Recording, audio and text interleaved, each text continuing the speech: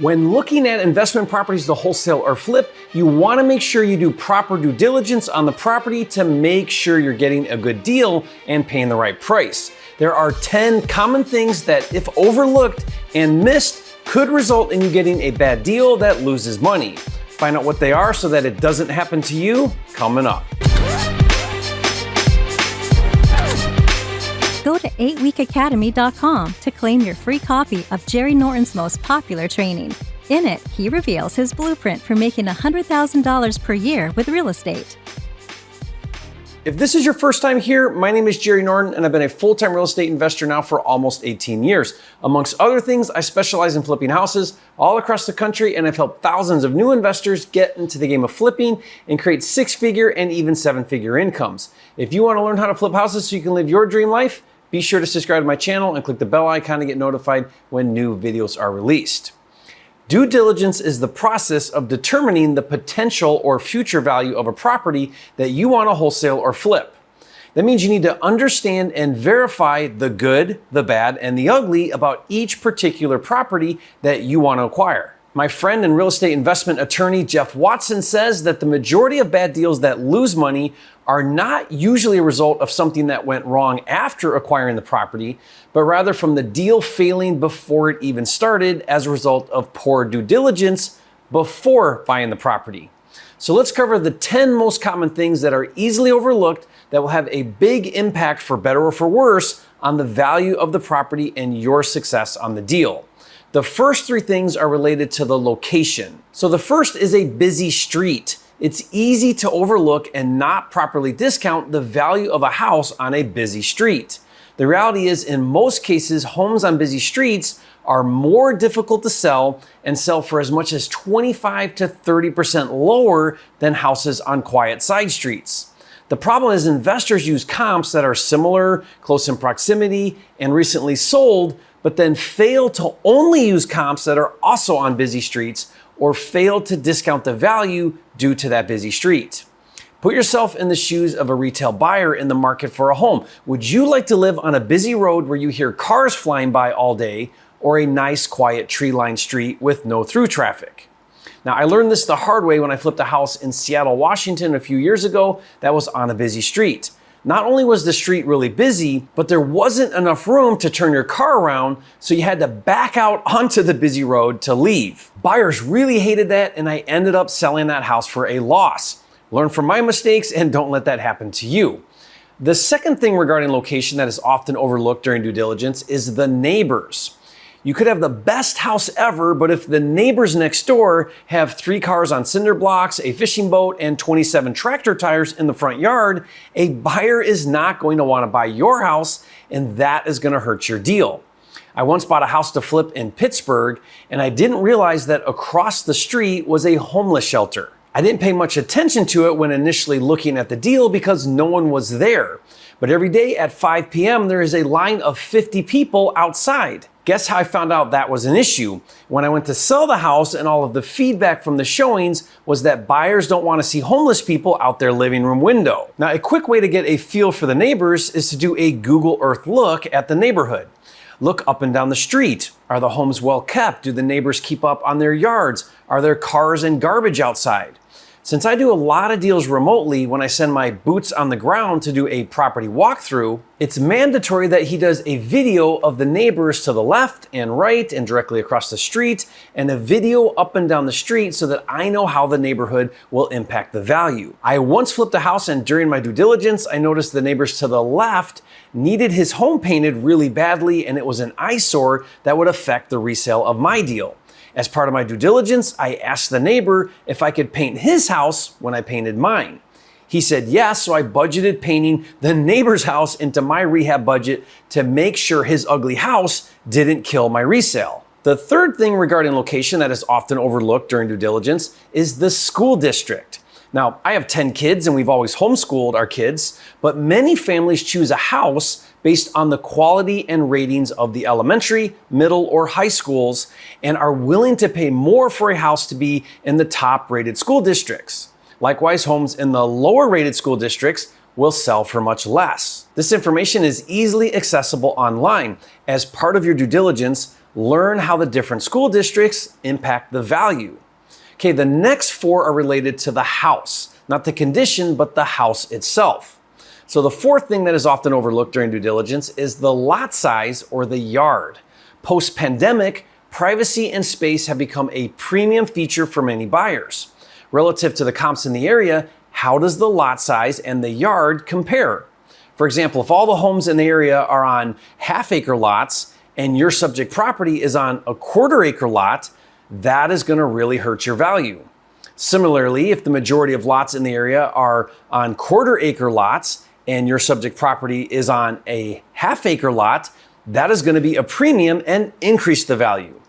For example, where I live in Puerto Rico, most of the lots in my neighborhood are half-acre lots, and my lot is almost 3 acres and is completely gated in and really private and secluded, making it one of the most sought-after properties in my community. The 5th thing regarding the house that is often overlooked during due diligence is the floor plan. Does the property have a nice flowing floor plan, or is there wacky things going on like weird additions, tiny kitchens, no laundry room, 8 bedrooms, and it's only 1,500 square feet? I recently had a deal under contract in Michigan that I was really excited about until I sent my boots on the ground to do a walkthrough, and we discovered that the kitchen was on the 2nd story and the 3rd bedroom was an addition on the back of the house, and the only way to access that 3rd bedroom was to walk through the 2nd bedroom. That was one of the most whack houses I'd ever seen.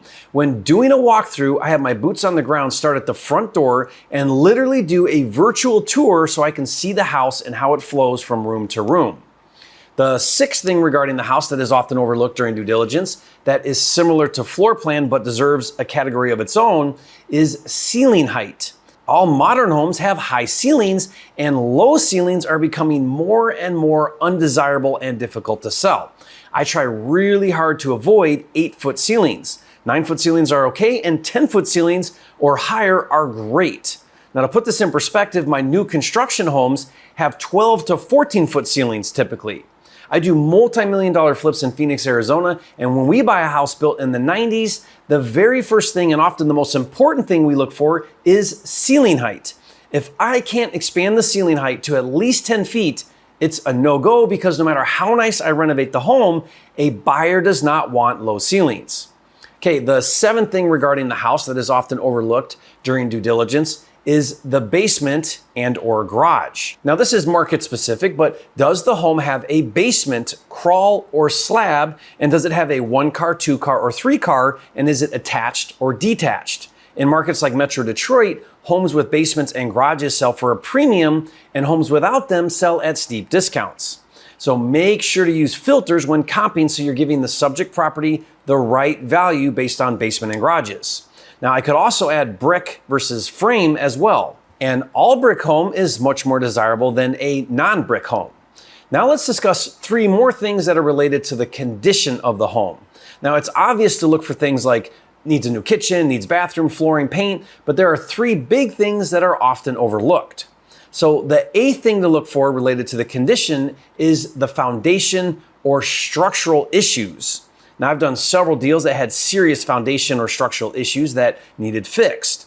I even did a video where I showed how I wholesaled a house with a major foundation problem and how I overcame that problem with my cash buyer. If you'd like to watch that video, I'll put the link in the description box below this video and you can check it out later. Foundation and structural problems can be very expensive, and if not fixed properly, will almost certainly kill your deal with a retail buyer. In fact, the only thing that scares away a buyer more than a structural issue is mold, which we'll get to in a minute. When inspecting a property, make sure to pay close attention to any settling, unlevel, or spongy floors. If it's on a basement, look for bowed walls or cracks in the walls. Vertical cracks can easily be addressed, but horizontal cracks can be serious. If it's on a crawl, get in the crawl space with a flashlight and look for signs of foundation issues. If there are any doubts whatsoever, get a structural inspection to confirm. Okay, the 9th thing regarding the condition of the house that is often overlooked during due diligence is the roof. Now this one is easy to miss because sometimes you can't see the roof. In fact, I would say 9 out of 10 flippers would tell you they've had to replace a roof that they missed during their due diligence before they bought the house. Always ask the seller or agent how old the roof is. If the roof is older than 10 years, get eyeballs on that roof, even if it means getting a ladder and physically getting up on the roof to look at the condition. Also look at the underside of the roof from the attic. Water stains will let you know if the roof is leaking, and be sure to budget for new plywood if the roof is leaking. And finally, the 10th thing regarding the condition of the house that is often overlooked during due diligence, which can be a doozy, is mold. Look for signs of mold in the attic, the basement, or crawl space. Look in the closets and under cabinets. Mold likes to grow where it's damp or moist or humid. Mold is actually very easy to treat. Since it's a living organism and needs moisture to grow, kill the water source and the mold goes away. But keep in mind, mold remediation is often the least of your worries. You need to understand the ramifications of mold on your resale. Check with your state laws, but some markets require mold remediation to be disclosed. That means even if you completely remediated it, you have to tell your buyer that there was mold in the house. Even with proof that the mold has been properly remediated, it's a huge deterrent for many buyers and needs to be factored into your due diligence. Okay, now let me share with you 2 super valuable free resources to help you with your due diligence when looking at properties. The first free resource is for those of you who, like me, do deals remotely or virtually. Be sure to get my virtual property walkthrough guide and instructions. This shows you how to get the seller to provide you all of the information you need and how to get your boots on the ground to do a property walkthrough and provide photos, videos, and comps. The second free resource is my property inspection checklist. Now, this is a detailed checklist of everything to look for when inspecting a property so you don't miss anything. And like I said, I'll give you both of these resources for free.